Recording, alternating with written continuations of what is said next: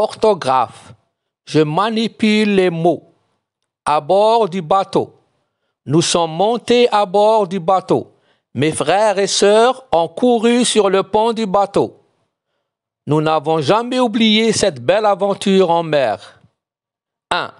Lis le texte puis réponds. A. Comment sont les frères et les sœurs? Nous avons habitué nos élèves à relever la réponse du texte, mais ce n'est pas le cas avec cette question. L'élève ne trouve aucun indice qui lui facilite l'accès à la réponse, ni même un adjectif qui qualifie l'état de ces personnes. Donc, je vais soulever une remarque mise entre parenthèses, sans douter bien sûr de la compétence des professeurs qui ont formulé cette question.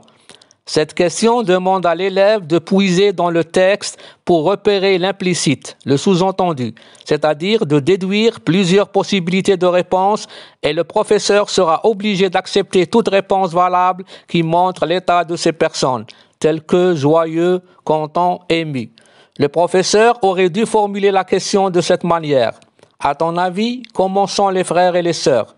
Toutes possibilités de réponse seront acceptées. Pour identifier le lieu, on peut poser la question « Où sont montés les frères et les sœurs ?»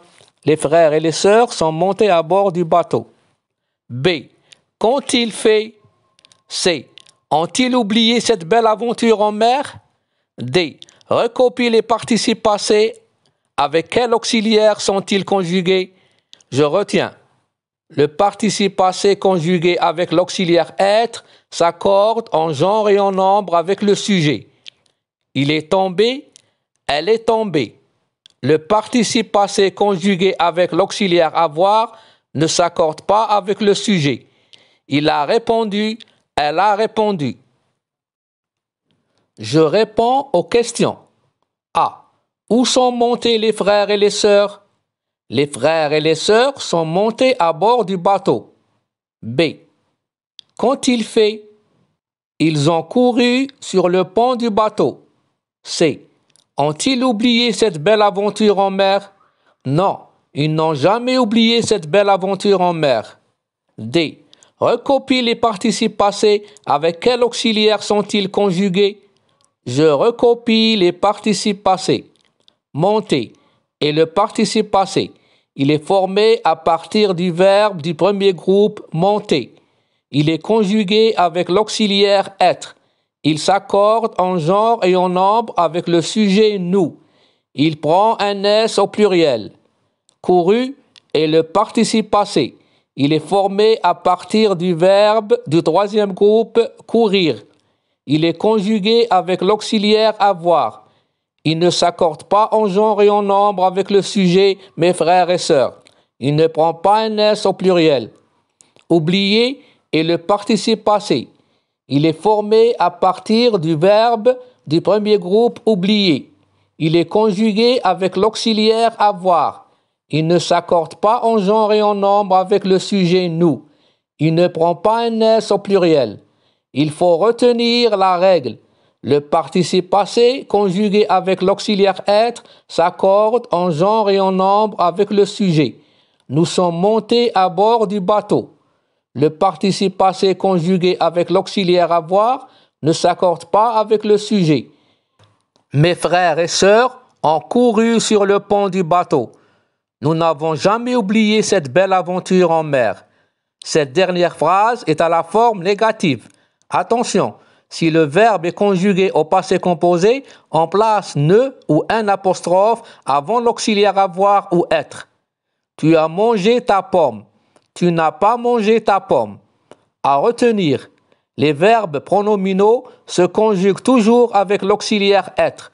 Exemple, se laver. Je me suis lavé. 2. Accorde le participe passé quand c'est nécessaire. Hier, il a faire frais. Le verbe faire est du troisième groupe. Son participe passé est fait. Il est conjugué avec l'auxiliaire avoir. Quand nous sommes rentrés, maman a préparé le dîner. Le verbe rentrer est du premier groupe. Pour former son participe passé, je supprime la terminaison ER et j'ajoute E. E accent aigu. Mais attention, il est conjugué avec l'auxiliaire être. Donc, il s'accorde en genre et en nombre avec le sujet nous. Rentrer.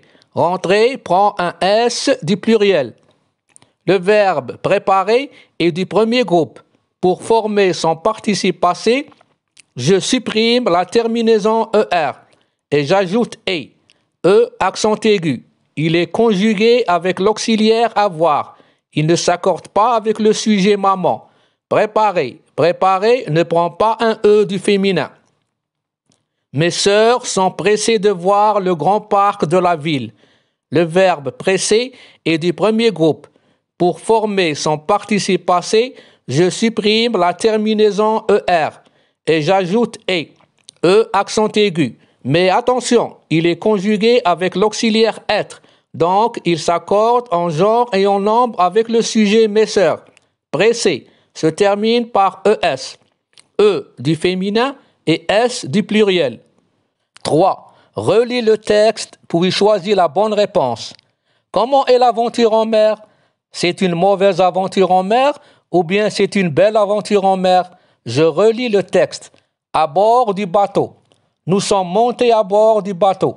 Mes frères et sœurs ont couru sur le pont du bateau. Nous n'avons jamais oublié cette belle aventure en mer. Je choisis la bonne réponse. C'est une belle aventure en mer. Masculin, féminin. Beau au féminin, belle. Vieux au féminin, vieille. Violet au féminin, violette. 4. Écris les mots entre parenthèses au féminin. J'écris les mots entre parenthèses au féminin. La grand-mère de Samy est une vieille dame, très gentille. Elle porte une nouvelle robe violette. Elle est bien belle. Comment former le féminin des adjectifs? En règle générale, on forme le féminin des adjectifs en ajoutant un E au masculin. Exemple, grand au masculin, grande au féminin. Petit au masculin, petite au féminin. Les masculins qui se terminent en E ne changent pas au féminin. Exemple, sage au masculin, sage au féminin.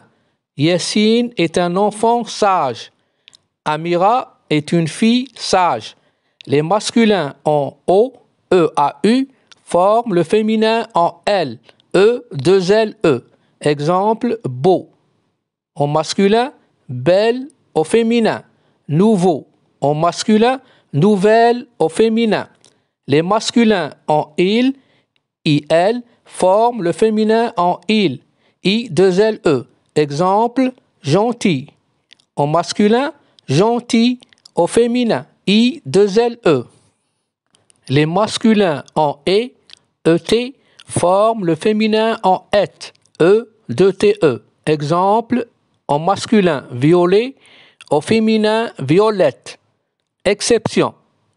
Complet, incomplet, désuet, discret, indiscret, concret, secret, inquiet, forment le féminin en et, E accent grave, TE.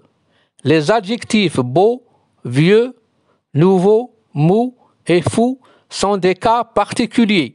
Ils ont deux formes masculines au singulier. Le choix de la forme dépend de si l'adjectif se trouve devant un nom commençant par une consonne ou une voyelle ou un H muet. Exemple, masculin plus consonne, un beau paysage. Masculin plus voyelle ou un H muet, un bel appartement, un bel homme. Belle, B-E-L, s'emploie devant un nom masculin singulier commençant par une voyelle ou un H muet. Féminin, une belle maison. Masculin plus consonne, un vieux chien. Masculin plus voyelle ou un H muet, un vieil immeuble, un vieil hôpital. Vieille s'emploie devant un nom masculin singulier commençant par une voyelle ou un H muet. Au féminin, une vieille maison. Masculin plus consonne, un nouveau livre. Masculin plus voyelle ou un H muet, Un nouvel appartement.